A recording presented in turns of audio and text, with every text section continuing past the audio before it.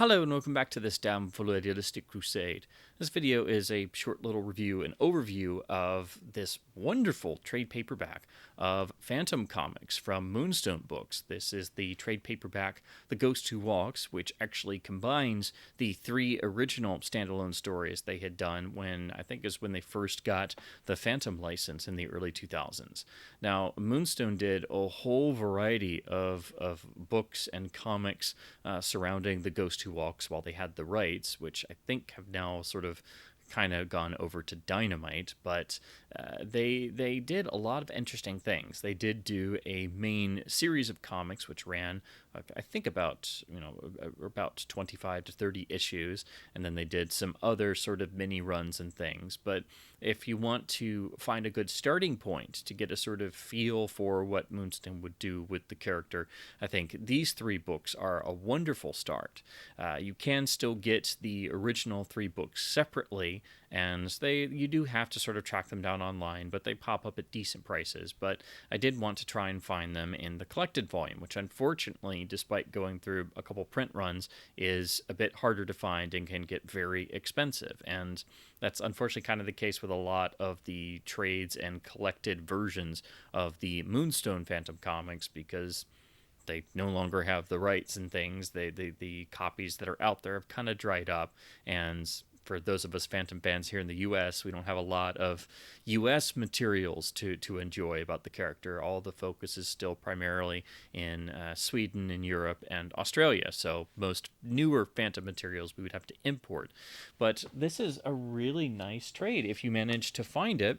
Again, it's gone through several different, at least I think one or two cover art designs. It randomly turned up in one of my local shops, and I got super excited because there's never any Phantom material that pops up in my local stores usually. So this brings together the first three graphic stories that were published as standalones.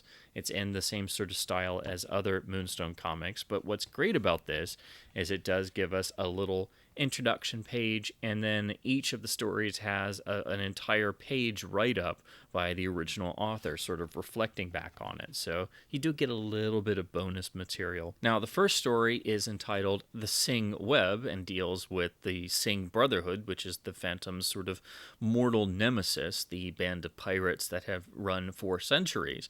And this is the original cover artwork, which is really lovely, but they've sort of done it in this printing as a sort of stylized, almost like an old pulp magazine, kind of askew a little bit.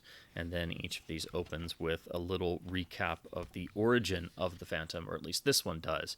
But what's fun about this story that Ben Rabb wrote, it's very much inspired by the 1996 film. So this is a period pulp 1930s adventure, actually set in 1936, opens in a similar fashion, and in terms of a group searching for artifacts in the jungle, and then they run into the Ghost Who Walks himself.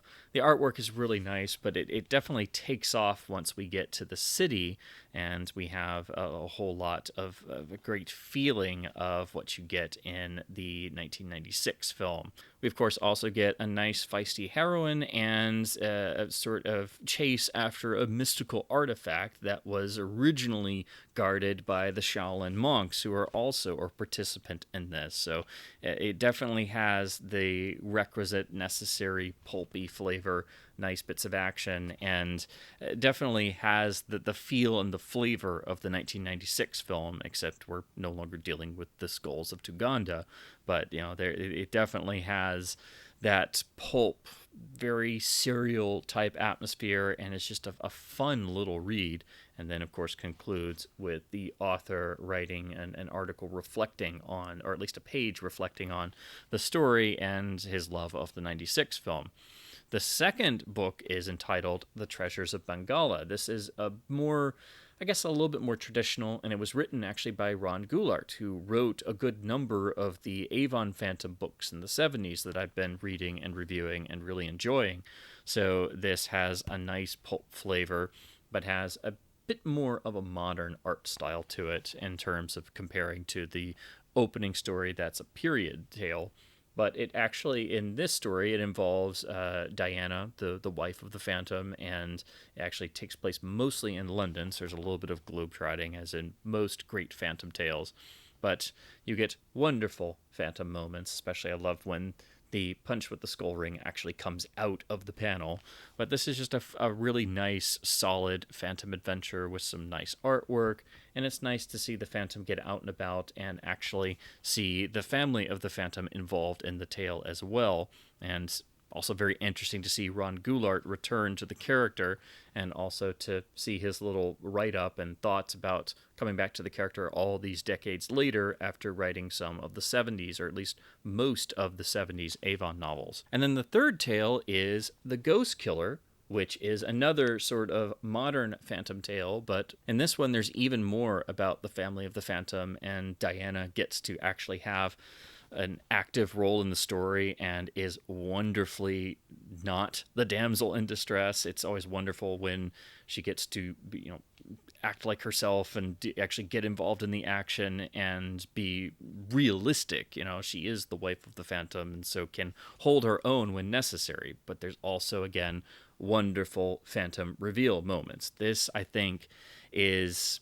All three stories in this are fun and good, but this is the one that I think really nails a perfect balance of action and humor, and also has some good stakes to it because the arms dealer they're going after decides he's going to try and finally end the career of the Phantom, the man who cannot die, by hiring one of the greatest assassins in the world to actually hunt down the Phantom. And of course, in classic pulpy fashion, the great assassin he hires, of course, just happens to be an absolutely gorgeous female assassin who then stalks around the jungle trying to find the Phantom.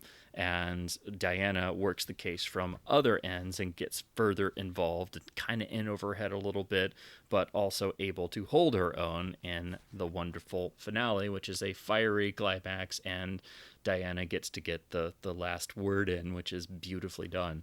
So this also has a nice pulpy flavor, but of the three, I think is overall the best. And I would recommend any of these to all Phantom fans, of course, or anyone who's never experienced the character. I think will get a real kick out of these and understand what the appeal is of the man who cannot die. And then, because this is the trade, we do get some little sketchbook pages of some of the artist development.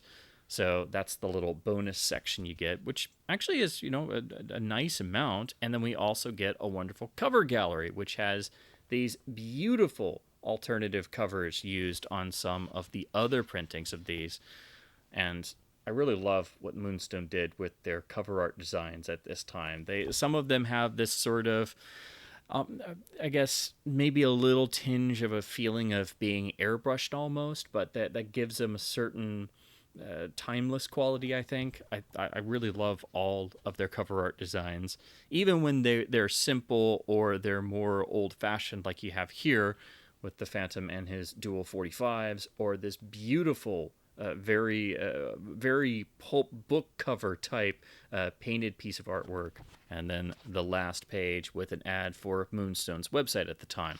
So this was done in 2006, and unfortunately the trade version is harder to find nowadays, but you can still get the individual little short graphic novels separately at okay prices. And honestly, these are so well done that I would recommend them to anyone, and this is the perfect place to finally jump into the Moonstone comics, which I'm actually finally doing. I've read an issue or two here or there, but I've just never been able to track all of them down, so this was, I thought, a perfect opportunity to jump in with really the first major stories they did, and all three are excellent, so I do highly recommend the Ghost Who Walks trade paperback edition that I have here. Definitely recommend the trade paperback if you can find a copy. So this is just another video detailing me finally getting to another section of the history and career of the Ghost Who Walks himself, the legendary immortal, the Phantom.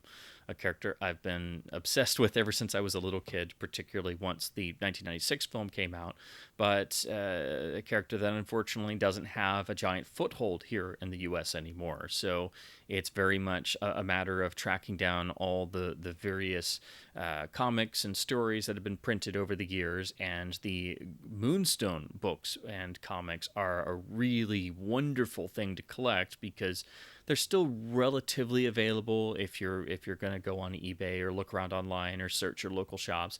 And you can also track down some of the trade compilations, so you don't have to track down all the individual issues.